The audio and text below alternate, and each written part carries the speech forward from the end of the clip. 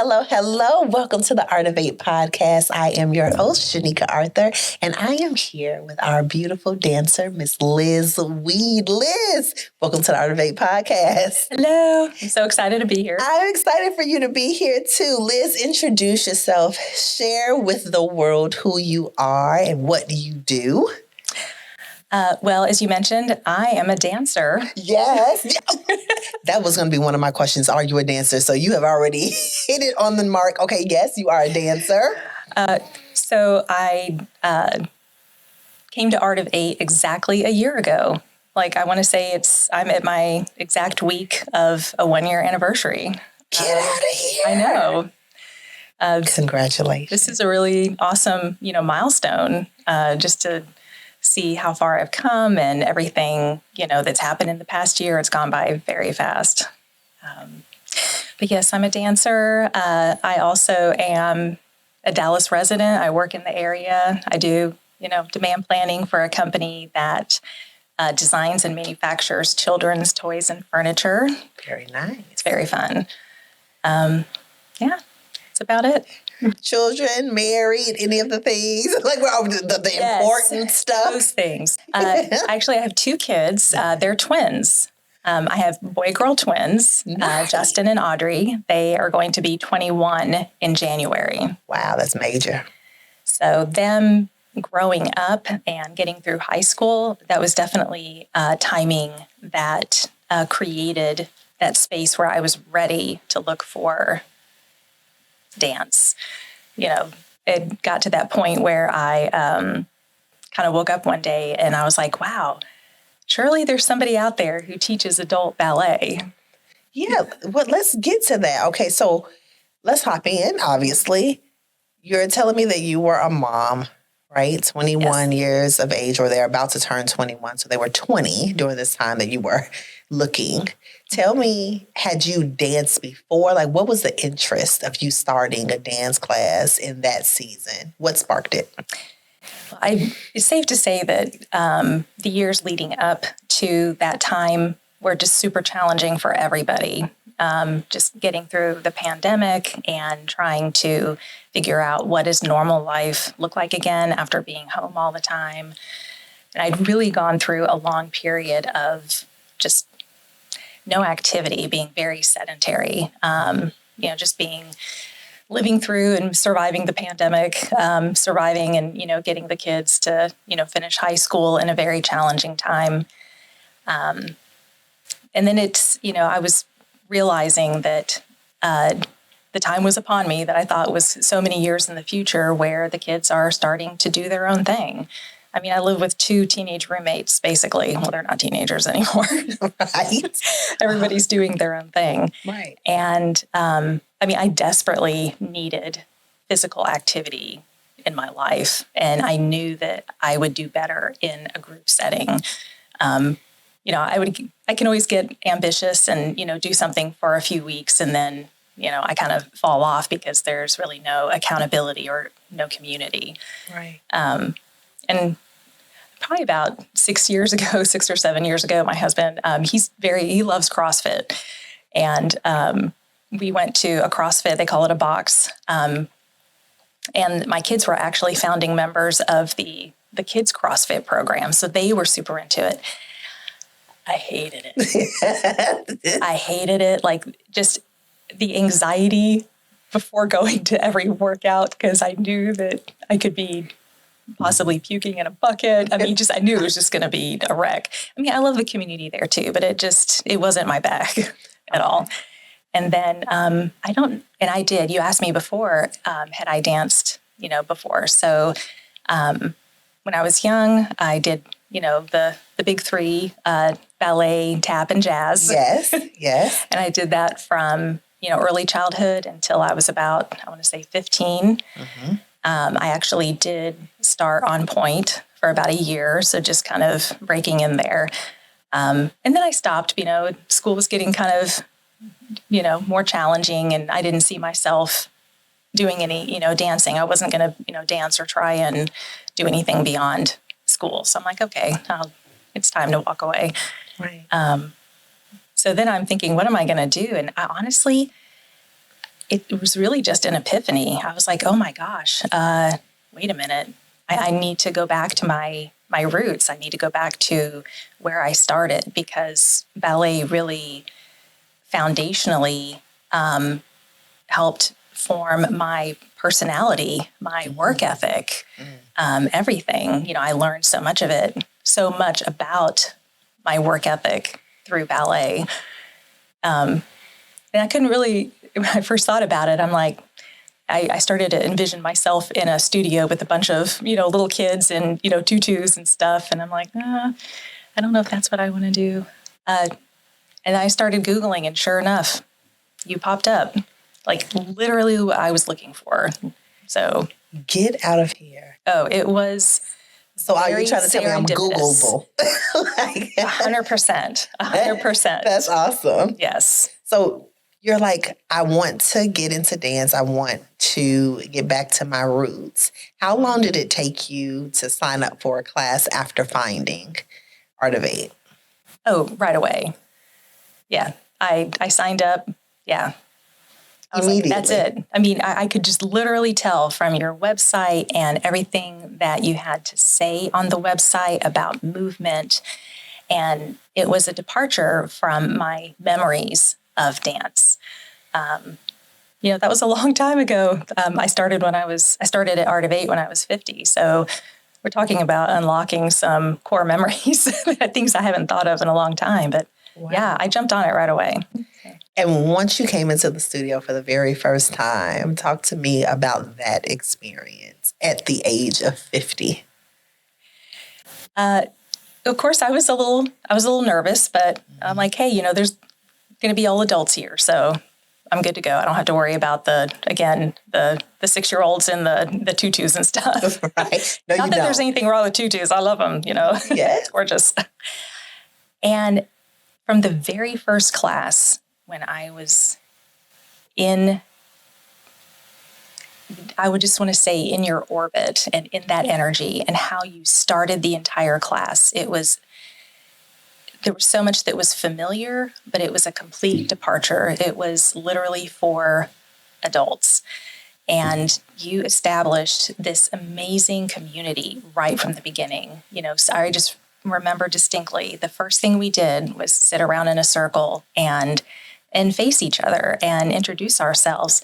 And a lot of people said the same thing. They were looking for something that would get them out of the house. Yes. They are still working from home. They never really made it out of the house from the pandemic.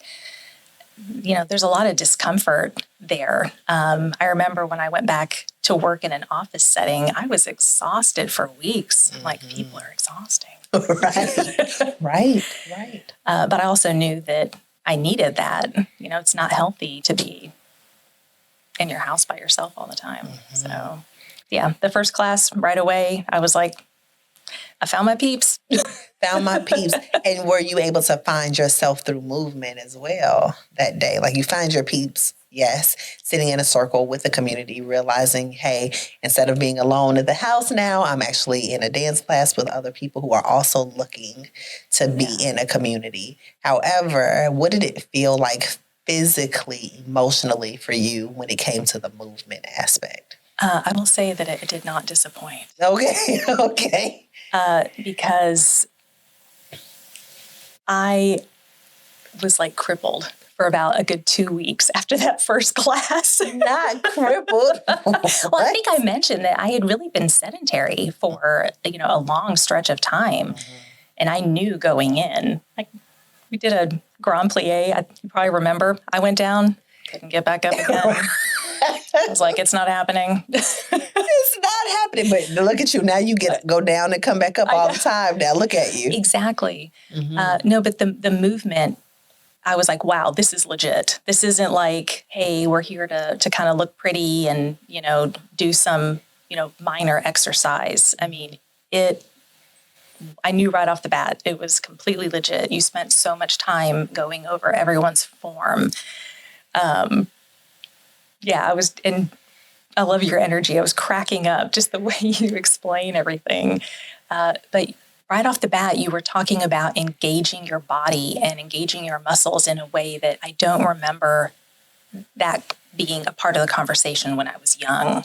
Of course not. When it's children, right? The expectation is that they implement what they see, right? Yeah. And so it's like mimicking in a way where you're just trying to do the shape. However, the question is, what does it feel like? Exactly. What is the experience for you? Like, how can you find your alignment, right? It's a totally different conversation, and it's a different conversation when you are an adult and you haven't used those muscles at all before, or you're using them again for the very first time under a long hiatus, right? You're like, wait a minute, hold on. I forgot that muscle even existed. Wait a minute. Wow, there's weight to this. I used to be 100 pounds then, and now I'm 100 and plus. You know, we're going to say plus. But it changes the game. I've had children now. My body isn't shaped the same way.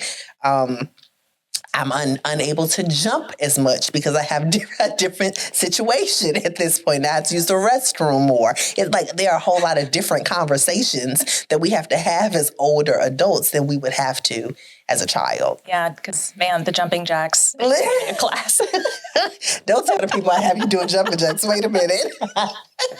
You're trying to stop people from joining class before we start. But it's a rude awakening, right? And people think that, oh, Janika's making us do jumping jacks because she's just being torturous, what have you. No, it's the easiest way for people to learn how to jump initially, one, and then get their stamina up when it's time to learn how to properly jump in dance and ballet. All of a sudden, now you have a little bit more stamina than you would have if we just started jumping 6, 7, 8 weeks in. Oh, no, exactly. All of a sudden, you walk a jump much longer. You didn't even know that's what I was doing. I was preparing you for something greater down the road. That makes a lot of sense. It is a great way just to get warmed up, quickly too. Absolutely. Because, precisely. Yeah. Like I said, it's no joke. It is no joke. Tell me, when it comes to dance, what have you been able to learn about yourself in the studio that you feel you're able to apply outside of the studio? Again, I apologize because I'm going back to the pandemic again, but it's almost like everybody coming out of that experience, there was a bit of a level set, or I think people found themselves in, a mental space that was really unfamiliar and difficult to get out of. And then combine that with so much social media and things that are competing for your attention. And when we're looking at social media, the information we take in is in, little chunks. Mm-hmm. So right away, what the class has done is it has helped me practice active mindfulness, because you're really in that moment. You're not thinking about, other stuff. What am I going to make for dinner? Blah, blah, blah. Mm-hmm. You spend time in the moment, which really is very healing for your brain, like to help get you to a point where you can focus more and mitigate some of the, mental distraction, that we've subjected ourselves to. Right. So that really helped me recover a lot of that, my ability to focus, my ability to stay like mentally in one place for a long time, not to, be like checking my phone or, squirrel. Uh-huh. So that's been wonderful. That's awesome. Yeah. What would you say to anyone looking to start dance at the age of 50? I think I mentioned before that one of the things that I was actually surprised by was that I was in the minority. In that first class, there were only maybe 3 of us who had any prior, childhood dance experience, whether it be ballet or in like a, school team dance. Mm-hmm. And there were so many women there who happened to be all women in my first class, but there were so many people there who had never danced before. Mm-hmm. And that's what I was really impressed by. And there, were a few other members of that class who are also in my age range. So I wasn't an anomaly at all. Right. So just looking at that, just the guts that it takes to go out of your comfort zone, and for a lot of people, literally to get out of your house again. It's not, if people say it's not too late to start, it's like, don't wait to start. Oh. Don't wait. There's never a time where the timing is 100% perfect to do anything, to have kids or to move or to start a new job. Right. You just don't wait to start. Our bodies are designed to do hard work. They are designed to do this intense movement. And after spending the last year with you, I'm a big proponent of movement, more so than I ever was before. And I talk about it with, my friends a lot. If there's a fountain of youth out there, I'm going to say it is something like this class where you are doing very intense work, and you may think that that's something you can't do, but it just builds. You start and you keep going, and then all of a sudden you wake up and it's been 6 months and you can do that grand plie and get back up again. Exactly. I was going to say, 1 year in, what do you think your biggest takeaway is? I think it's really important to cultivate things that you do that is part of your own identity outside of what you are doing for others. So good. So my takeaway has been that, you pour a lot into your kids, you pour a lot into your job. Volunteer activities. I've, done a lot of volunteer work, and it's all incredibly rewarding. But dance is the one thing where I get 100% of the benefit of all of the energy and work that I put into it. And that makes, and I've heard people say you have to pour into your own cup first. Yes. It has really made sense. I think that really resonates with me in a way that it never has before. Because sometimes when you hear that, you think, oh, that's selfish, but it really isn't. It really isn't selfish, because the more you pour into yourself, the more you can pour into others. Yes, very much so. It's a selfless act that's very selfish, right? It's a little bit of both. Absolutely. But you come first. Yes. And it's literally the only place that you can do so. And someone else has mentioned that on this podcast as well. Oh, really? That this is the only place that you receive 100% benefit. No one else will get anything from this experience but you. Yes. And that really was a game changer when you are putting energy and effort into something and you are getting all of the energy and, like you said, the effort back into it. Mm-hmm. And that helps, refuel yourself so that when you do other things, whether it be things for your family or I think I mentioned a long time ago that prior to the pandemic, I spent a lot of time as a hospice volunteer. Yes. And that's something that I love doing. But part of volunteering or doing something like that is your time and your energy is a gift that you give and you leave with other people. And that's a wonderful thing. Mm-hmm. So, yeah, that's definitely been my biggest takeaway. I love that. A lot of the time when I'm sitting with dancers and you all are talking about the benefits, it's all positive, positive, positive. Mm-hmm. But the truth is that we talk about how dance is not about perfection, it's about progress, right? So there's an acknowledgement that there will be a challenge of some sort on a daily basis, right? Mm-hmm. Whether it be the challenge of a combination, where it's the challenge of tiredness or the challenge of your physical body not cooperating, or the challenge of having so many things on your mind that you're just trying to quiet the noise of outside. Yeah. There's a challenge that happens every single day. How do you keep yourself grounded? How do you come back to self when there is so much chaos around you? And how do you navigate that inside the studio as well as outside the studio? And how do they benefit from one another? Oh, I think kind of going back to what I mentioned before, that that all of the time that is spent is definitely a practice in mindfulness. Mm-hmm.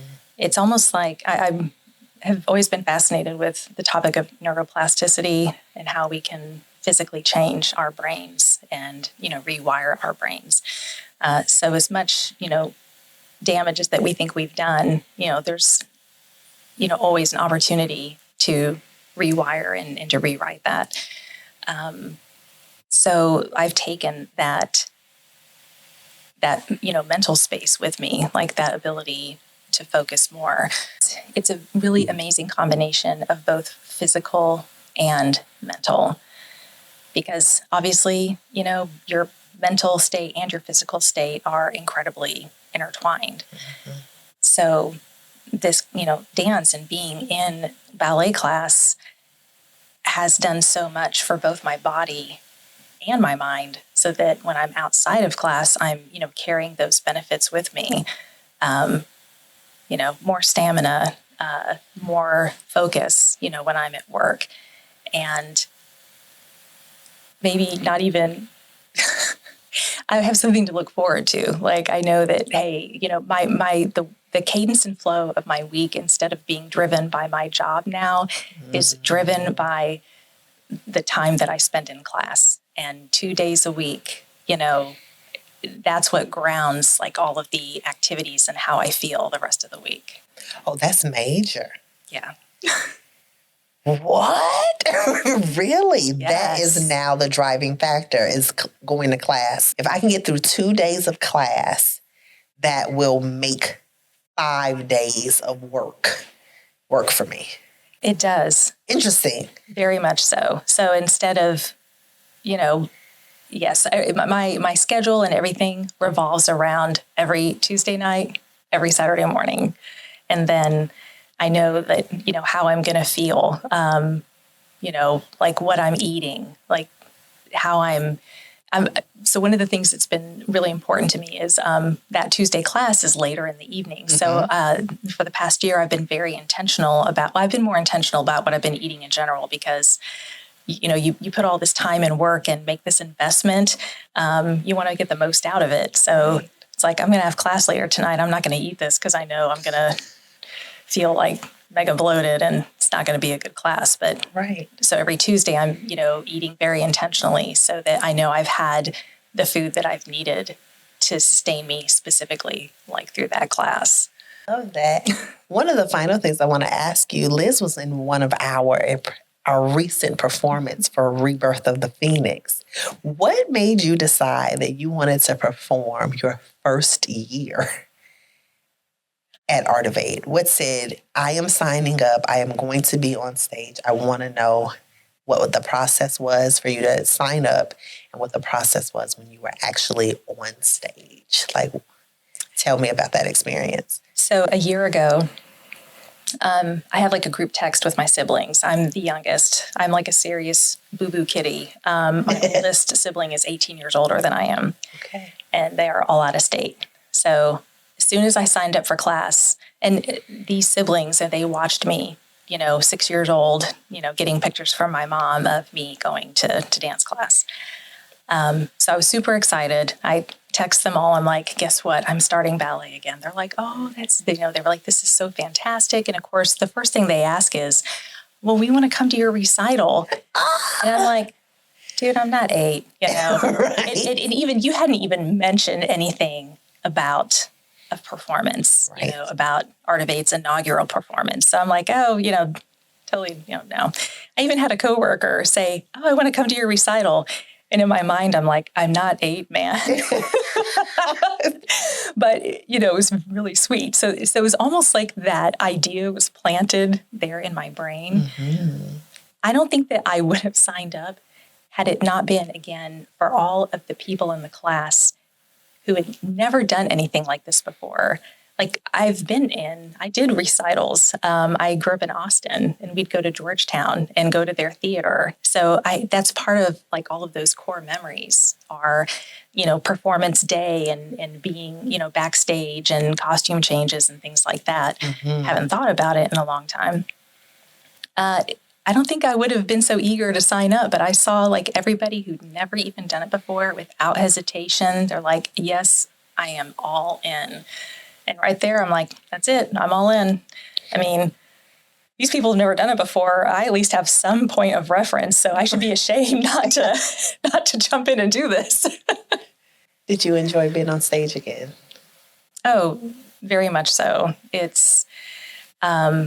It's almost coming for me. It's almost coming full circle because I've been, like I said, you'll do a move, and it's something that has not even entered my mental space in over like 35 years. That's a long time.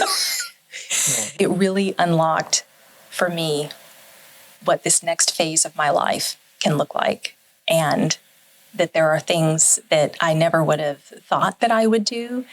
But now I'm looking at this time in my life with a completely new perspective. Like, I'm excited because I know that I can do things that I may have felt were, intimidating or difficult before. So it was fun. And it was really great. Like I said, just, being with everybody, watching. You were absolutely incredible through the entire process, because I know that there had to have been nights where you were at home and you haven't slept and you were thinking, Lord, what did I sign up for? That's not an inaccurate statement. That's a very true statement. But every time, we were in the studio and practicing, you have never faltered in this amazing energy. And it's, you definitely have a way of like bringing people into your orbit. I can guarantee that this class and how important it's been for me would be a completely different experience. You are really what makes Art of VIII. 100%. Thank you, Liz. That's so sweet. Thank you. Before we go, I got one more question for you. What's next? You just said that. You said in my season, I'm able to see what the future may hold or what have you. What does it look like for Liz 1 year in, going into her second season in dance, as well as what does that look like outside the studio? What's next? I'm definitely motivated to go much harder this next year. Practicing. Are you nervous to say that in front of me? Well, I'm like, oh, really? Are we now? Okay. No, I am. Okay. You always have plans and things, kind of come together in their own time. I think I'd mentioned that I'm, converting a room in my house into a studio. I've already bought the bar. Come on, dedication, dancer. Yes. So that definitely is next. Even I think I mentioned when we were practicing for the opening number, I was like, I want to do modern. I'm ready to do. I think ballet for me personally is always going to be like my foundation and my core, because of the precision, the symmetry, the math involved. It is very fitting with my personality and how my mind works. But now I'm like, you know what? That's not in my wheelhouse, but I'm totally going to do it. So you committed greatly for that. I mean, you were in. I think I stopped one day to walk back there and say, Liz. I was in my own little universe and you popped me out of it. I'm like, whoa, somebody saw that. I was feeling it. Yeah, totally feeling it. You really were. Yeah, you need to lean into that. I'm here for the modern. Modern is our next step. Yes. Definitely want to get on point. Ooh. There's so much room for growth. And that's one of the things that I do love about dance and about ballet. As you mentioned, it's not about perfection, it's about progress. Right. So it's wonderful. And that's what I learned when I was a kid, is you can take a moment and celebrate your wins. And then it's right back to work. Right back to that challenge. I have a little suggestion. I know it's going to sound really strange. But I had another thing pop into my head of something that I wanted to do. My dad was in the Air Force, and this is, like I said, I'm the accident. I'm the youngest. My parents aren't boomers. They were silent generation. And my mom, as an Air Force wife, did belly dancing. And those pictures that my, sisters and my brother have of my mom, like in her outfit, like, wow, in the 60s, that was a thing, like pasties and the whole like outfit. Mm-hmm. I was like, wow, yeah, I want to try that too. Yes, so belly dancing. Yes, like traditional belly dancing. So that might be, another style, another form of movement out there that you can kind of like pull in to the art. I am here for this. I am here for the exploration and more importantly, what I love is that how dance makes us see life differently. It allows us to step outside of our comfort zone, to see possibilities that didn't exist before because we were willing and bold enough to just start. And so for you to come to me, right, initially for ballet, and then say, okay, now instead of it just being on flat, now I want to be on point. Now we have risen the bar. Hello, like literally you've raised up from flat to being on toe, right? That's major. And then for you to say, not only am I going to transition from ballet, but I'm going to go to modern. And then modern is great, but now I also want to put on some pasties and understand that the level just keeps growing. And that is huge. Because usually at an adult age, what happens is our creativity starts to stifle, right? Yeah. Our willingness to step outside of our comfort zone gets smaller and smaller and smaller the older we become, because we become very, I don't want to just say stagnant, but we become content with the life that we have versus trying to venture out and do new things. And so I just want to applaud you. Oh, thank you. I want to applaud you for saying yes to yourself, for acknowledging that you were pouring more into other aspects of your life and other people, and it was time to pour into yourself. I want to applaud you for being 365 days into this new thing, being bold enough to step out on stage in front of 415 people and say, I'm here and I'm here to stay. That's major. And for you to just be courageous enough to say, I'm just getting started. That's huge. Thank you. I appreciate that. And I totally agree. It's just the beginning. And I also had a conversation. I also wanted to share this as well, that I had a conversation with somebody and they were asking, if I was happy. I think everyone at any given time, everyone has their struggles, their trials, their tribulations, their seasons of life, seasons that are high, seasons that are low. And since I have been in dance, I can honestly say that despite any of the, craziness, or difficult things that are going on, I'm genuinely happy because I'm doing something that I love. If something happened and, I got hit by a bus, tomorrow, no regrets, because I'm living the life that I want to live. And it doesn't happen, I'm not waiting to be happy as soon as I have been in class for a year. It's not, I can be happy once I'm on point. I'm happy right now, just being in it. That's awesome.